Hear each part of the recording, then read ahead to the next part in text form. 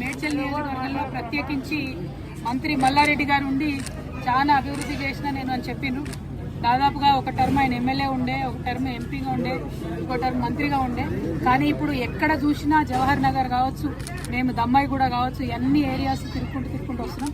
ఎక్కడ చూసినా మౌలికమైనటువంటి వసతులు, తాగునీరు కానీ, రోడ్లు కానీ, స్కూళ్ళు కానీ, హాస్పిటళ్ళు కానీ ప్రతి ఒక్కదానికి ప్రజలు ఇబ్బంది పడుతున్నటువంటి పరిస్థితి. అన్నిటికన్నా దారుణం ఏంటంటే ఇంత పెద్ద మేడ్చల్, మొత్తం ఇండియాలోనే అతిపెద్ద ఎమ్మెల్యే కాన్స్టిట్యున్సీ అని చెప్పుకునే మేడ్చల్లో, హైదరాబాద్కి కూతవేటి దూరంలో ఉన్న మేడ్చల్లో ప్రభుత్వ జూనియర్ కళాశాల కావచ్చు, ప్రభుత్వ డిగ్రీ కళాశాల కావచ్చు తక్కువనే. మొత్తం ప్రైవేట్ పరమైపోయింది, ప్రైవేట్ ఎడ్యుకేషన్ హబ్గా మారిపోయింది, గంజాయి కడ్డగా మారిపోయింది. మొత్తం మేడ్చల్ తప్పితే అభివృద్ధి వైపు అడుగులేసింది లేదు. ఏమన్నా జరిగింది మేడ్చల్లో అంటే కేవలం ఇదివరకు బీఆర్ఎస్ ప్రభుత్వం ఉన్నప్పుడు డంప్యార్డ్ సమస్య కొంత మేరకు తీరింది. ఇప్పుడు కాంగ్రెస్ వచ్చినాక అది డబుల్ త్రిబుల్ అయింది, 2-3 గుంటలు అయిపోయినాయి. అదేవిధంగా అంతకుముందు కొన్ని పెన్షన్స్ వచ్చినాయి, ఆ పెన్షన్స్ ఇప్పుడు పెరగలేదు. అంతకు మించి మేడ్చల్లో నేను పూలమ్మినా, నేను పాలమ్మినా అని చెప్పే మల్లారెడ్డి గారు పూలమ్మడం పాలమ్మడంతో పాటు అనేక ఎకరాల భూమిని కబ్జా పెట్టిండ్రు. 2 రోడ్డు విస్తరణ ఏదైతే జరగాలో జరగకుండా అడ్డుపడతా ఉన్నారు.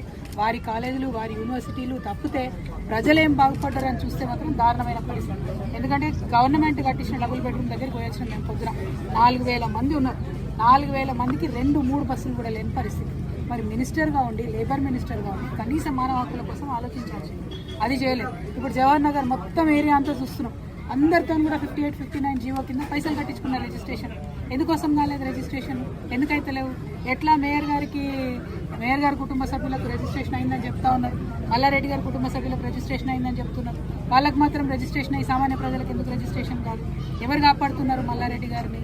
ఎవరు అండదండలు చూసుకొని రిజిస్ట్రేషన్ చేసేటోళ్ళు? మేము మాత్రం దీని మీద న్యాయ పోరాటం తప్పకుండా చేస్తాం.